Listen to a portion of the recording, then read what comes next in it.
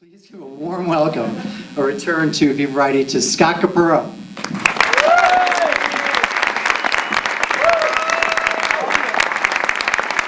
Thank you. Wasn't Violet Jean great? Yeah. I'm going to bring the room down a little, actually, because I know. I was dressed up for you guys, but I got caught in the rain, and my collar's curled now, and my hair's bad, and I have a sty in my eye. I know. You're still gorgeous. Oh, thank you. It just all happens on one of those nights when you're feeling extra suicidal. Thank God for my antidepressants. They're my only friends. You're just all a bunch of floating clouds going by to me. It's just sad and strange. I think it's all because I'm in the single dating pool again, and I feel like I'm drowning. That's why I got dressed up and ironed my clothes, because I'm single. Because guys in relationships never iron their casual Banana Republic clothing. Why the fuck would they bother? They're in a relationship. But I guess I'm single and looking to mingle now. I should put it on a t-shirt. It's strange. I never thought I'd be here because this guy and I were so in love, which is the first sign that there's something wrong. And we were using words like in love after 2 weeks. Oh, we barely, I know, we didn't know each other. I know. Thanks for the advice now. Now you moan. I know, we barely knew each other. Then when we got to know each other, you know, we found out what we were really like. You know, the flip side of love is bad sex. And he wanted to be monogamy, not monogamy. He wanted to be monogamy. He wanted to be monogamy. Here's the problem with that. It's just unevolved. It's what the youths like. Now, he was 10 years younger than me, right? So he was 12. And I met him in Louisiana. No, actually, what? Dragged him back kicking and screaming when he was awake. And no, here's the thing. He's 10 years younger than me, so he's 29. I know. And I know, I do. I know, with the sty, still good. And it all works, it all functions. And when I'm drunk. And it's weird because, but he's clever for 29 by Ohio standards, which means he can recognize fire. And,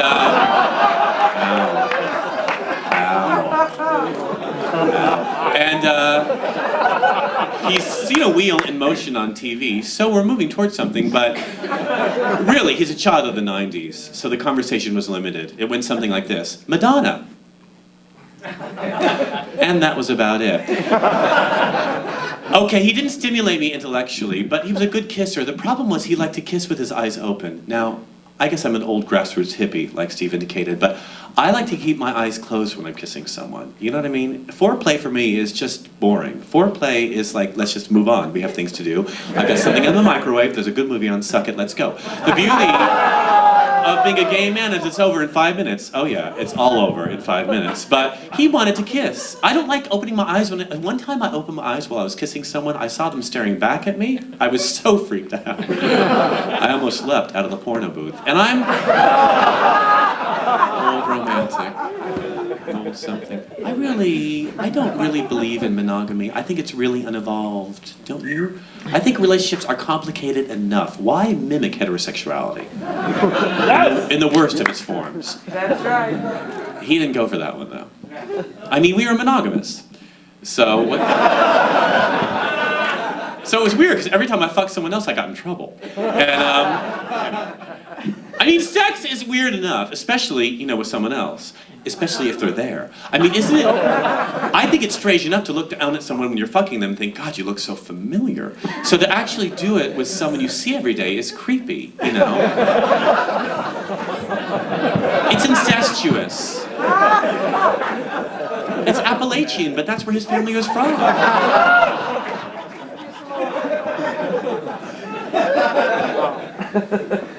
One time when we were fucking, when we were having trouble, he got sex toys.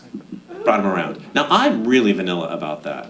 For me, it's fisting or nothing, really. You know, skin to skin. And you know, I had to tell him, it's not, fisting sounds so intimidating to people. When I talk about it on Alice on the radio, all the straights in Burlingame freak out. Their head pops through their car and we get phone calls all day long. And I have to tell people, it's not really a fist. It's more like a swan.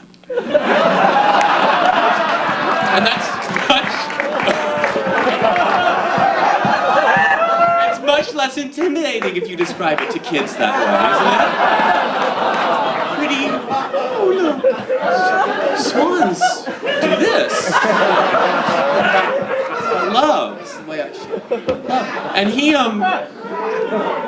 didn't buy that one either. And he brought the toys over. And rubber, synthetics, I'm an old hippie. It's cotton or nothing for me. All these things with two heads on them and holes through them. And they belong to his ex-boyfriend. Oh, that's great.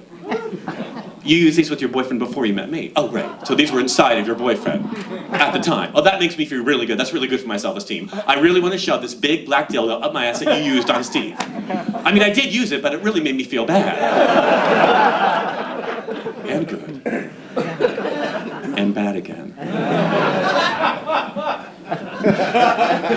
It's better that it's over, the fucker. I had to dump him. Okay, it was mutual. All right, he dumped me. Happy. And I really actually dumped him the first time, and then I retracted because I'm old. But I did it on his answering machine, which is never a good way to dump somebody. I should know better after 20 years of therapy, but I did it anyway. I was just so frustrated. He would not talk to me, So I just called him up when I knew he was at work. Don't ask where he works. I'm not going to tell you. 223. And I called him up and I said, look, I knew you're at work, so I'm just going to tell you right now, it's over for us. You're a fucker, and I've had it with you. Come get your toys and just get out of my life. So anyway, talk to you later. Really, it's not a good. It's a really uninvolved way of doing that.